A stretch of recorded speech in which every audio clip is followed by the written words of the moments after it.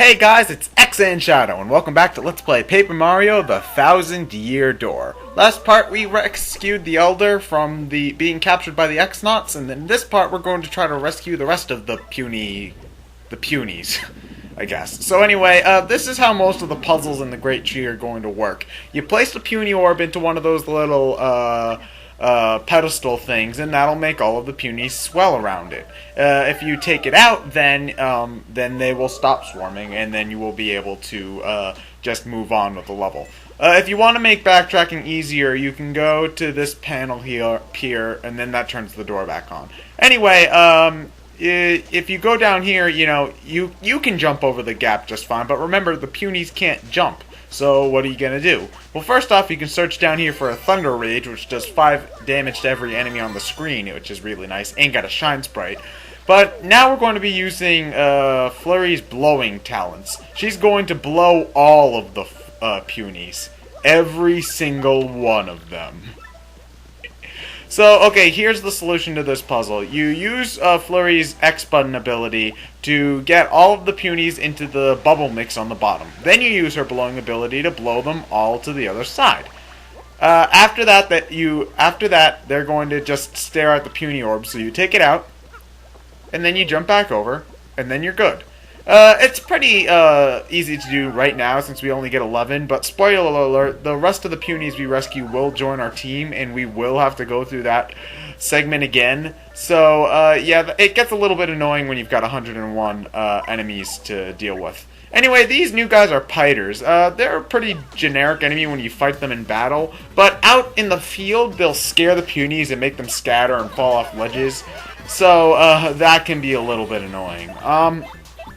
Anyway, here's the thing with Piters. They're pretty much the only reason why you would ever need to use Flurry in battle during this chapter, because they can sort of, their attacking is pretty generic, but the thing is that they can shift between the 3 different heights on the battlefield.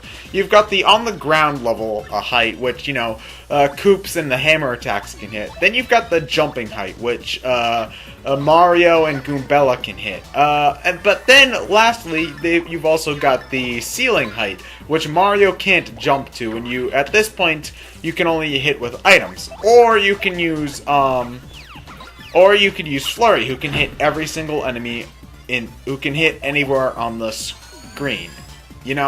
Oh yeah, and this is an example of the curse dicking with you.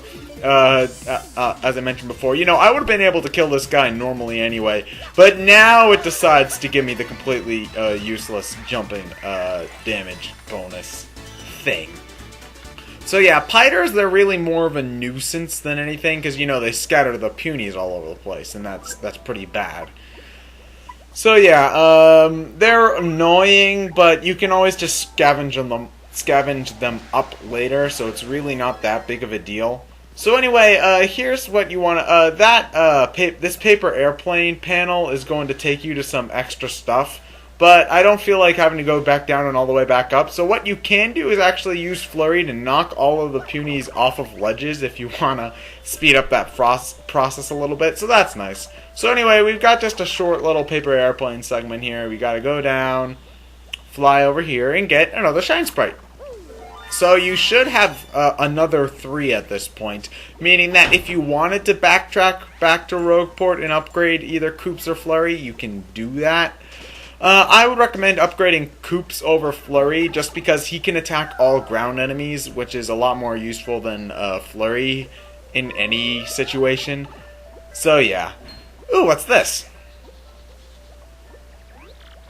Mario, did you see it? That was a Jabby. Based on what Puniper said, they're helping the intruders and trying to seize the tree. Our tribe's been enemy for a long time now. Every time we meet, we fight. A lot.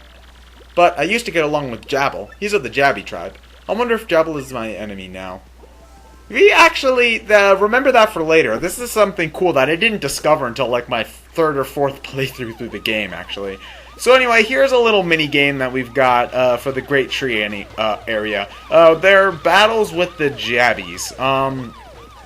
Okay, so basically what you want to do when you fight the Jabbies is use Flurry's wind ability to knock them to the side. Basically what's going to happen is that the Jabbies and the Punis are going to just duke it out. You can influence the battle by like jumping on Jabbies and hitting them with your hammer, but the most effective way of dealing with them is using Flurry's wind ability, because you can push so many of them back at once, and then that'll give you the advantage you need to really win. It is possible to lose. It has happened to me before, but there's no real consequence to losing. You just have to try again. So, yeah, not that big of a deal, but a fun little mini game regardless. So anyway, remember this room for later, besides just the room that we get the blue key in. So yeah, now we can unlock the blue cage and get every other Puny in the tree. So yeah, but remember this room for later because we are going to have to come back to it. Like you see, those as if those little pedestals with the 4 pictures on it didn't tip you off already. And they'll never come back, and that's that, and that's what's going to happen to us. And hey, by the way, what's that thing you've been holding on to so tightly? It's a mushroom. Oh, not to be, rude, but it looks all dry and wrinkly and gross. Yeah, I know. I picked it so I could give it to my brother to eat. But then I got captured and stuck in here, and after a few days it dried out. Oh, really? Great story. Anyway, don't worry so much. All my complaining aside, I'm sure Puny will return. That actually brings up a question now that I think about it. Have the X-Nauts been feeding them? And if so, are they, literally starving? Because, that's kind of dark for a Nintendo game, don't you think? Keeping them keeping them prisoners, sure, whatever. I mean, that happens in video games all the time, like Bowser kidnapping Princess Peach. But we know that Bowser keeps Peach in relative comfort. But it's like, here, are the X-Nauts feeding the Punies? Because, I wouldn't be surprised if they weren't feeding them. They're kind of ruthless and they're kind of dicks. But, that's kind of dark for a Nintendo game, now that I think about it. Paper Mario is pretty dark for Mario standards, but still. So yeah, you gotta repeat this same puzzle again, blowing them back. I guess technically you don't have to. Yeah, actually, I don't think you have to. You could just leave them here, get everybody from the blue cage, and then walk back and walk back. Because if you leave a Puny behind, they're going to stay in that same general place even if you leave the room. But some of the Punio's important in the next cutscene, so I gotta wonder what would happen if you left them all there and then you went to save all of the the other Punies. Interesting thought, actually. I wonder. If anybody's ever tried that, please tell me what happens. I'm interested. Actually, thinking back, I probably wasted time by walking through the main hall. I could have just went up the first. I gotta stop pointing out my own shortcomings. I am perfect, and you should think so. If you don't, you are wrong. Yes. Worship me. 'Cause I am your lord. Nah, I'm just kidding. I don't have that big of an ego. Not yet, anyway. Maybe I should fix that. Anyway, before my rambling gets too off topic, Petuni, I'm back! We brought the key! We're opening the cell door right now! Or we could wait and torture you all. Nah, I'm just kidding. I'll open the door. This should be small enough to squeeze through the bars now that I think about it. Oni-chan! Little Petuni! Are you alright? You're not hurt, are you? Nope, I'm fine. Thank heavens. Hey, big brother, I have something for you. I meant to give this to you sooner, but... Mushrooms are your favorite, aren't they, big brother? But, well, this one kind of got dried out. Oh, nasty. Big brother, it was icky, wasn't it? I'm sorry. No, not at all. Delicious. Very yummy. Big brother, you okay? Give me a hug, Petuni!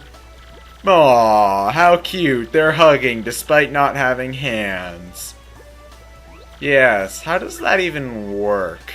So anyway, now the Pikmin analogy becomes even greater now that we have 100 Punies following us. Yeah, it's pretty much Pikmin, but Paper Mario. I like to think that Pikmin was an influence, because, Miyamoto and such, and me being a massive Pikmin fanboy. So yes, now the Puny theme is playing the entire time, and this is the point where it kind of gets a little bit repetitive, because it's now an area theme as opposed to just a cutscene or event theme. Yeah. So anyway, now that we've gotten all the Punis, we're gonna fight. We're gonna go and get that crystal star. Yeah, getting back on track. That's always awesome. So next part, we use our 101 Punis to not stop Cruella de Vil to save the crystal star. And why am I going back up the pipe? Ted, why are you so fail? Why? Anyway, that's about it for this part. I'm ExandShadow, and I'll see you guys later.